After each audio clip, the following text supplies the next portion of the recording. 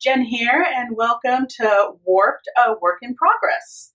This is the first in a series of videos because I am hoping to have a weaving class where we get to weave together on some table looms. Please be patient because I'm new to this whole YouTube social media thing, so I appreciate that. So today we are going to talk about looms. Looms. There's lots of different kinds of looms, but we're just going to go over the looms that I have in my house. My favorite loom is what we're going to start with, and that's my grandmama of all looms, my floor loom. This loom is 40 inches wide, which means that I can weave up to 40 inches in width of whatever project I'm doing, and I can weave however many yards I want. This loom takes some dedication. You really have to commit to not only having the space where you live, but also committing to bigger projects, because it's so fun to have these big looms, and to weave bigger projects on them is so much fun. So think about if you want to weave bigger projects, because not everybody needs a big floor loom, but you always have room for it. I live in a tiny 500 square foot apartment and I still have my floor loom. So the next kind of loom is a little bit more portable, definitely not as big, and that is my rigid heddle loom, which is here. Rigid heddle loom is nice because it folds up so small, and it's really light, so you can take it to the beach or the park, or weave wherever you want to, which is always great. I actually have a little makeshift table so you can see it folds out really easily. This one's being held together with just hair ties.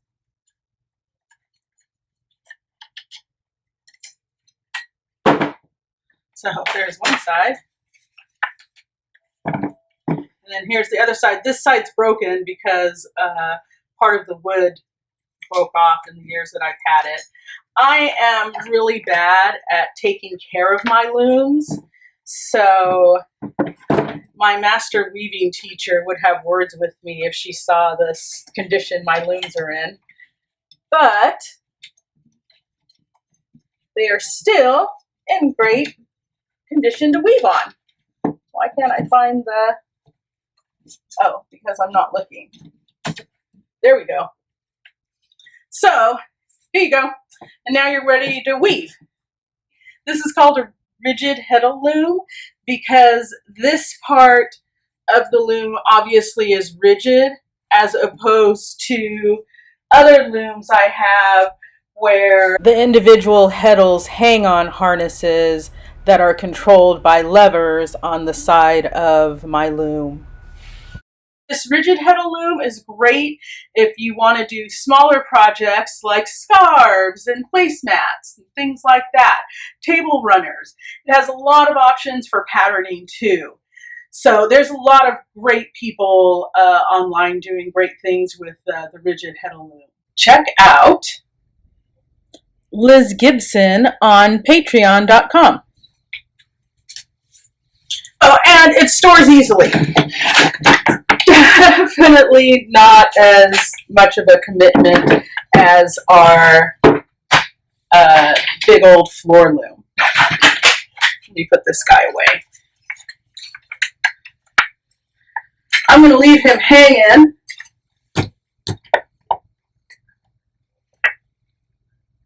And I'll fold him up properly later. Our next loom is the loom that we're going to be using together, which is a table loom. This is my table loom here. This is a 15-inch Nylus Leclerc. It's out of Canada. It's a great loom. I got it from a friend who was getting rid of a loom, who knew somebody who was getting rid of a loom.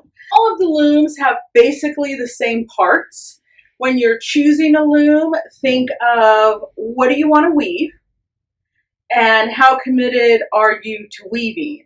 Are you a weaver that longs to weave on a big, huge floor loom and do rugs and make yards and yards of cool hand-woven material? Or are you somebody who's like, weaving sounds like fun? Then the rigid heddle loom may be for you. So regardless of what you want to weave, if you are given a loom, take it. If you have a free floor loom, find a place for it in the garage or something, because it is just a gift to have the ability to weave the fiber arts. I'm always amazed at how versatile weaving is. This loom, like my floor loom, is a multi-harness loom, which means that they have different ways of manipulating the threads to make the patterns. This loom also is a 15-inch loom. That means I have 15 inches of cloth that I'm weaving. This is called a reed. Now we have all different reeds. I have an extra one here. It's all rusty as hell. This reed is 8 ends per inch. And that means that there's 8 of these little slots per inch. Now you can go up to 16 ends per inch, because as with any reed, you can put 2 pieces of string within one slot, and that gives you double ends per inch. Let's take a closer look at our table loom. This table loom is warped. When a loom is warped, that means all the strings have been properly prepared so that the loom is ready to weave on.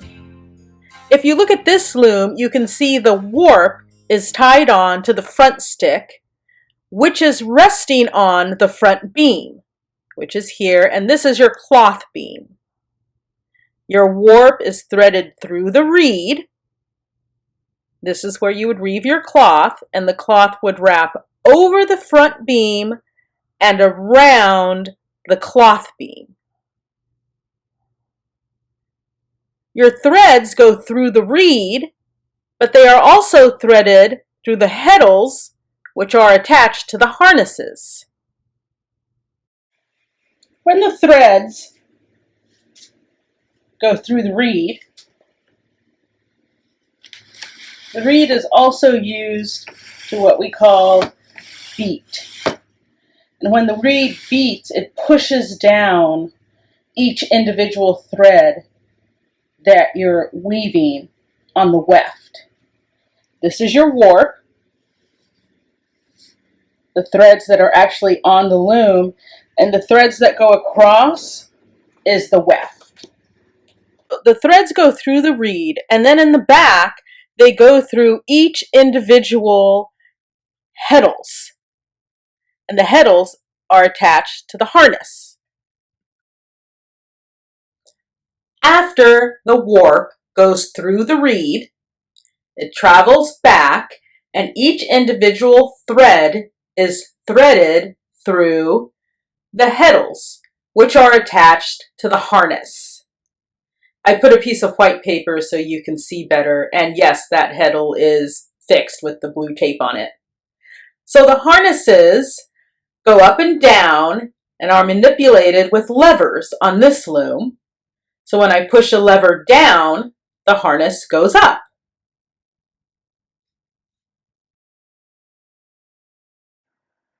I took the paper out so you can see how these mechanisms work. So when I press the second lever down, it causes the second harness to go up, but the first, third, and fourth harness are all down.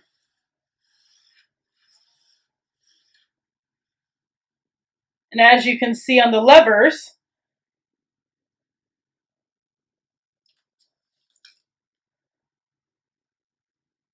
the second lever is pushed down, which causes the second harness to go up. And that's what makes the shed, which the shed is the separation of the string where we put our weft through. moving on to the back, the threads are threaded through the heddles, which are attached to the harnesses, and they go over the back beam, and they go around the warp beam on the bottom here. The warp beam is held tight with tension by a ratchet set on the corner. Here's the ratchet on the side that holds the tension. As you can see, the warp beam has tight tension, but if I release it, then the warp beam's tension isn't tight anymore. And if you look at it, you can see that the tension of my loom is very slacked. But if I crank this tight, it'll lock and hold the tension. Tension is everything. And that ratchet system that I showed you is what helps you keep your tension. Now, I warped this loom specifically to show you that this side has really good tension, but look at when I press here, you can feel that that does not have good tension. But it's really easy to fix when you're warping the loom because these are just half knot ties. So all you do is pull up on them.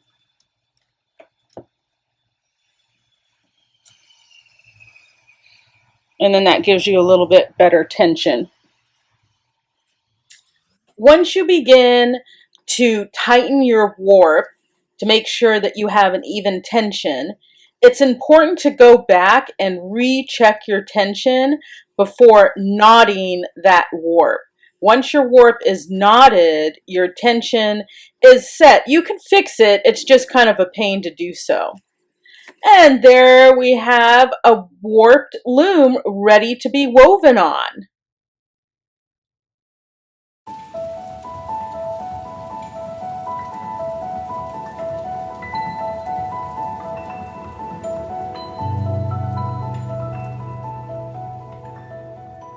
Let's talk about the tools of weaving that we'll be using. The first tool I want to go over that is of utmost importance that I have tried to go without before and it just never works no matter what I do is this little guy right here. This is what you're going to use to thread all those threads through the reed and the heddle. And so I have tried all different things because I always lose these or I bend them. And this is something that you really should invest in. It only costs like a couple of bucks and you can get it at any store. I go to the Woolery just because that's the store I've always gone to, but there's lots of options online now. I'm sure Amazon has one. The next thing is shuttles. There's all different kinds of shuttles. This shuttle is made for the floor loom because it can hold a lot more yarn than, let's say, a shuttle like this. But these will be perfectly fine for what we're going to do in class. On these ones, it's pretty easy because the thread just wraps around it as you're weaving your cloth. And then, of course, we have these. These I love just because I love the feel of them. Now, this is much too big for the table loom that we're going to be working on, but if you have a floor loom, these are always so much fun. For what we're going to weave, I would suggest a simple wooden shuttle, which are only a couple of bucks, or you could invest in a bobbin shuttle. If you invest in a bobbin shuttle, I would highly recommend that you get a bobbin winder. That's pretty much the tools that we're going to be using for our classes. I can't wait to get back to you. Next time we're going to be going over how to measure out the warp. Now remember, the warp is on the loom and the weft goes across the loom. We're going to be looking at our project. We'll be making placemats for our first project, and I hope it goes well. If you have any questions or comments on the parts of the loom, please go ahead and shoot them to me. Visit me on my patreon.com channel if you want to get these videos early, and have a great day. I can't wait to weave some stuff with you.